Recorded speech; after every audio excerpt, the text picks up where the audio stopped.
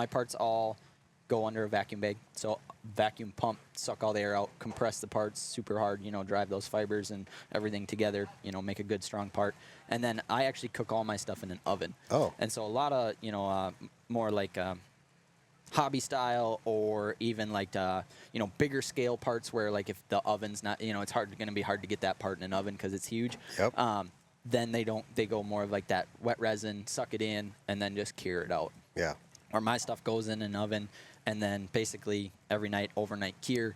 And so then that's the way that we get the really high like performance properties. So we get stronger materials, we get higher resin properties. So my big thing is, coming from the aviation world is, the difference in temperatures you're going to see, right? So you're going to see super cold, you're going to see super hot. And then when you cure in an oven with high temp performance resins, you get those properties. And so for me, like, especially with sled stuff, I've always been like, the under the hood temperatures are super hot, but then we might have these sleds sitting at 30 below. Yeah.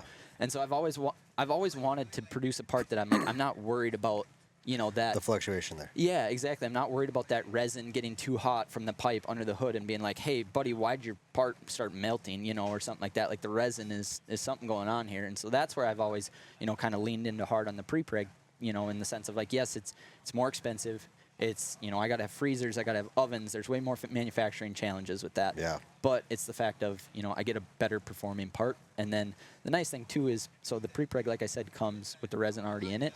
So there's not extra resin put into the part. So if you want to build the lightest part you can, that's what the pre-preg does. Because it's like, here's your bare minimum. You need this amount of resin to get a nice-looking part that's going to be fully, adhered and, chemically bonded and all that. But you don't have this, super thick, resin surface over the top, and then throughout the part that, bulks it up a little bit. Yeah. So it's as light as I can get it.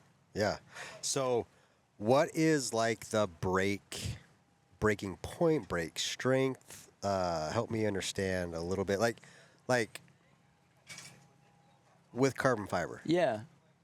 So, like, if we compared to aluminum, let's take aluminum. So, normally, if I take an equal thickness aluminum bar to a carbon fiber bar of the same thickness, I'm usually going to be about double the strength and then about half the weight, roughly. If you're using good high-performance materials that, like I said, everything's dialed in from a resin to fiber ratio, that's roughly rule of thumb. Give or take a little bit, but about twice as strong, half as light as that aluminum bar. Yeah. What is it with carbon fiber that allows you to pull those numbers? It's just the fibers itself. You have fibers in there is what is holding everything and just keeping it. Yeah, and it's like you look at that and it's like it looks like it's one big fiber running, but it's like it's a bundle of fibers. Yeah. And so there's all those tiny fibers that are all bundled together to make, tons of, fabric that's all tied together. And then, like I said, when you use that, whatever resin system you use, mine are epoxy, now you're chemically bonding all those layers together.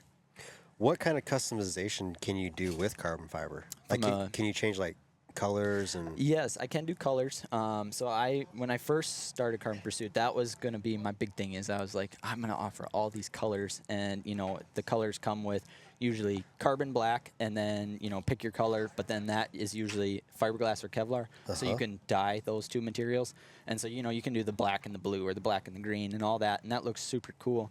And there's where you get into like the customization. But the hard thing for me is, like I said, I got to store all these materials in a freezer, and they're expensive. And so it's like to have this full product line of, hey, I got 10 different color options. That's a lot. That's tough when you're starting. A lot of inventory to stock, and a lot of like I can't build and ship overnight. Like I got a whole process to get through. So it's like, if somebody says, hey, it's, January 15th and I got a sledding trip next weekend, can you build that in blue and black? Like, no, I can't. And you've got all these different colorways that you got to go fulfill for. Yeah, exactly. It makes a lot of sense. So then I got to stock more inventory and all this stuff. And so, like, we do have a little bit of colors left over that, like, if someone reaches out and says, hey, I'm looking for this color, and if I have it, then I'm happy to build it for them.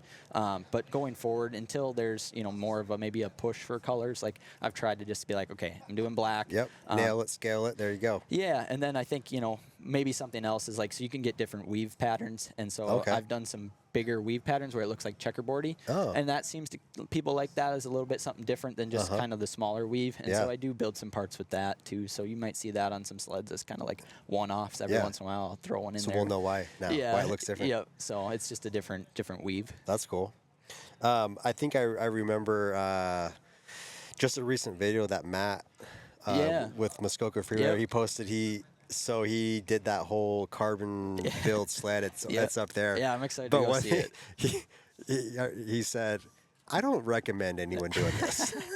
It's I give Matt so much credit for taking on what he's taken on with that build, because just the knowledge it takes to try to build a part, and like it's not easy, Yeah. and it's not a lot of fun at certain points. Like it's wet resins and sticky and smelly and all this stuff, and Yeah. it's fiber's hard to cut and it's dusty and all that. I mean, like when I cut all these parts, like it's a full white hazmat suit, Yeah. ventilator, and I'm in this thing sweating for hours. It's not super fun, Yeah. but that's Someone's gotta do it, That's though. how the parts got to get cut. So yeah.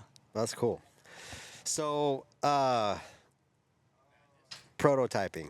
Yeah. So, like, how do you test? Like, what's your prototyping and testing Yeah. process like? Is it pretty quick?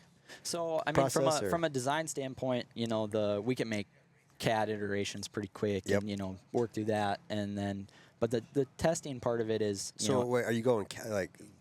I'm gonna ask some silly questions here, but are you going CAD to like 3D print yeah, normally to that's- kind of get the positioning, Yep. sizing, dimensions down, and then Yeah. and then you roll it over into? So that's a big part of Carbon Pursuit, and I would say how we do things a little bit different is all my products, or most of them, are CAD design, and so it's the time spent to create something that is not built off of an existing part.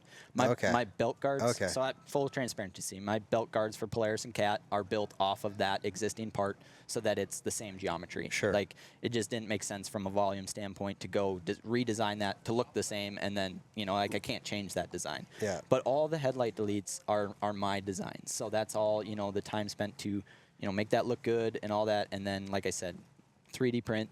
Make sure it fits, make tweaks, try to tighten up tolerances, all that stuff. And then at that point, we go to a mold. And so it's a full carbon fiber mold that we make. And then that's a whole process in itself.